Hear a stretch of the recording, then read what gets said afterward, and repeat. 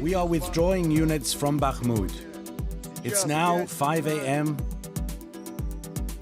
on May 25th. We have to strike day and night to try to pierce the Russian defense. If the Russian military has difficulties, then of course those who played a major role in capturing Bakhmut will remain here in Bakhmut. They destroyed Bakhmut. They haven't taken it. A city in ruins, thousands of fighters killed. Now Russia's Wagner mercenary group claims the battle for Bakhmut is over, at least for them. The head of the private army says his troops are withdrawing from the Ukrainian city and handing over their positions to the Russian military. Wagner mercenaries claimed full control of the eastern Ukrainian city on Saturday in what has been the longest battle of the war. Kyiv denies the city has fallen. Russia's mercenary group, Wagner, say its work in Bakhmut is done. The city has been decimated by the longest-running and bloodiest battle in Russia's war in Ukraine. Wagner's leader, Yevgeny Prigozhin, says his fighters will leave by June 1st. We're transferring positions, ammunition to the military, everything, including military rations. But if the military are in a tough situation, of course, we're leaving those who played a crucial part in capturing Bakhmut. Kyiv has confirmed that Wagner fighters are handing over their positions in the city's outskirts to Russian troops. But they said the mercenary group remains in the city centre. On Saturday, Prigozhin claimed full control of Bakhmut. Ukrainian troops deny this.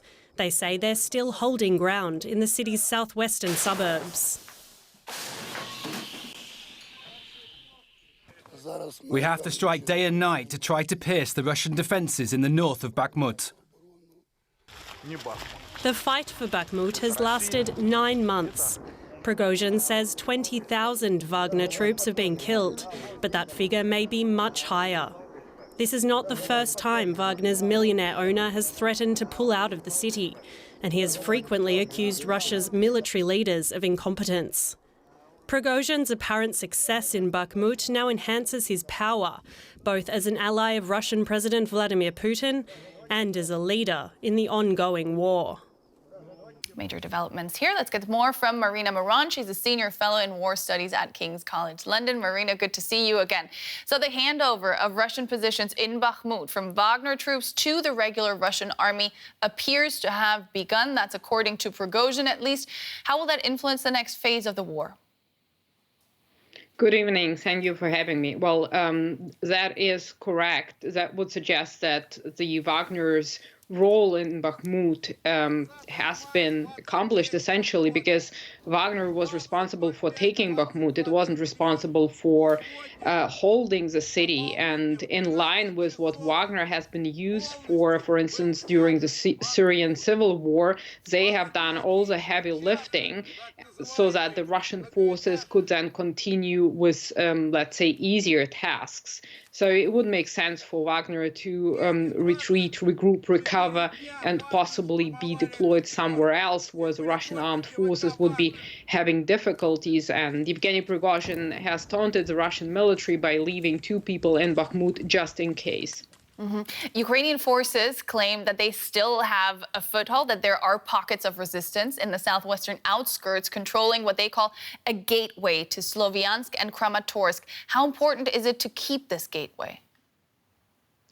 Well, the thing is that the Ukrainian forces are also trying to attack the flanks of the Russians around Bakhmut. So there is still hope that General Syrsky's plan would work, where the Ukrainian armed forces would be trying to retake Bakhmut. Therefore, that's a vital road in order to supply troops and to deny the Russian forces the logistical comfort of moving further to Sloviansk and Kramatorsk. And this is where we might be seeing more fighting in the coming weeks. According to the head of the Wagner group, 20,000 of his fighters have died in Bakhmut. You say they do, and they have been doing up until now, the heavy lifting. What role do you think the group will play in the next phase of the war? Well, I think I'm not sure how accurate Prigozhin's numbers are. Certainly, they're probably more accurate than the Russian MODs. That being said, they might need to recruit more forces in order to be able to accomplish the tasks that they might be facing in the future, because those are some heavy losses for the Wagner group. That being said, it would seem that the more important personnel within the Wagner group is still intact, and that is in line with some interviews with former Wagner members who said that those who have been recruited and who have perished are indeed those being considered as cannon fodder, but do not play any important role within the organization itself, such as logistics, engineering, and so on. Yeah. Marina, I want to bring up something else, because the head of Belarus, Lukashenko, says that Russia has started actually moving nuclear weapons to his country. How significant of a development is this?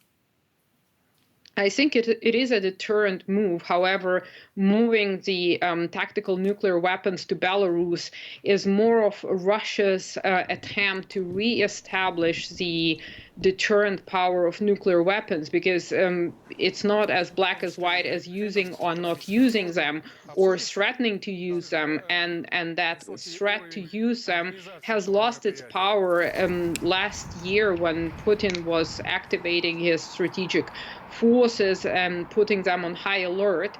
Therefore, moving the tactical nuclear weapons closer to the theater and closer potentially to NATO is basically a way to re-establish the deterrent power of Putin's nuclear arsenal, and to signal to the West that there are some red lines that Russia wouldn't be tolerating when they're crossed. Mm-hmm. Marina Moran from King's College in London, thank you so much. Always great speaking to you. Likewise, thank you very much. Well, let's look at this latest development then with Domitila Sagramosa, who's an expert on Russian security policy at King's College London. Welcome back to DW. This handover of Russian positions in Bakhmut from Wagner to the regular Russian army, it appears to have begun. How is that likely to influence the next phase of this war? Well, I think we shouldn't pay too much attention to what's happening in Bakhmut. I think that what was interesting that we observed in the last few weeks was that although the Russian forces, especially spearheaded by Wagner, were able to basically take most of the city center, the Ukrainians as well were able to advance more on the sides, on the north and the south, and to sort of open up lines of communication, which were really very important. I think what we need to look at now is whether Russians are going to be able to sort of try to break these lines again and control them, especially the ones that lead north-west towards Slovyansk and Kramatorsk, and further to the south-west towards Konstantinovka. So I think that's where we really need to put our focus if we're thinking about this area. On the other hand, you know, the Wagner forces have been the most sort of battle-hardened. They've lost a lot of men, but, you know, still they've been the ones that have been able to really advance in the city, whereas the more conventional forces of the Russian armed forces are the ones that have been advancing more on the side. So it's going to be interesting to see if now Ukrainians are going to be able to sort of carry out a counteroffensive in Bakhmut. Right. I think it's something that, yes. Sorry, please continue. No, go ahead. All right. It was just I was just going to move on there. So it's clear that battle is far from over. And you mentioned the casualties that the Wagner group have suffered, something like 20,000 fighters dying in Bakhmut.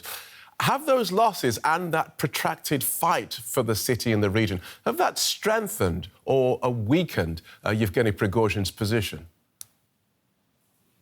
It's difficult to say because, you know, from his perspective and apparently from sort of, you know, what we are hearing from social media, you know, he has gained a lot of followers because he's been effective at gaining ground. And this is sort of the most significant so-called conquest of Russia in the last several months. So, of course, that gives him some kind of credibility and support among, among military bloggers and those who are in favor of sort of carrying on a much more brutal counteroffensive, those who are calling for full mobilization, offensive, those who are calling for mobilization, for martial law, those who are like more on the extreme side.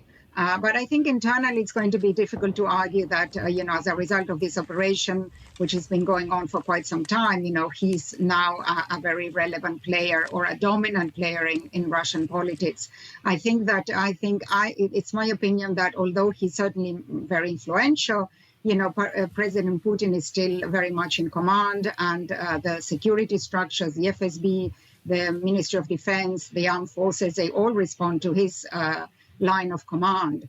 And what was very interesting, as we observed, was that the Ministry of Defense and the military were not really giving Wagner and Prigozhin the necessary weaponry ammunition that he was requesting. So I think that was maybe also intended to sort of weaken him politically. But of course, if Russia faces significant setbacks on the battlefield, that could create a situation where Putin is a lot more weakened and people like Prigozhin become more relevant. Right. But I think at this stage today, it's not really what I would argue. Thank you so much for that, Domitila Sagromoso from King's College London. Thank you. Thank you.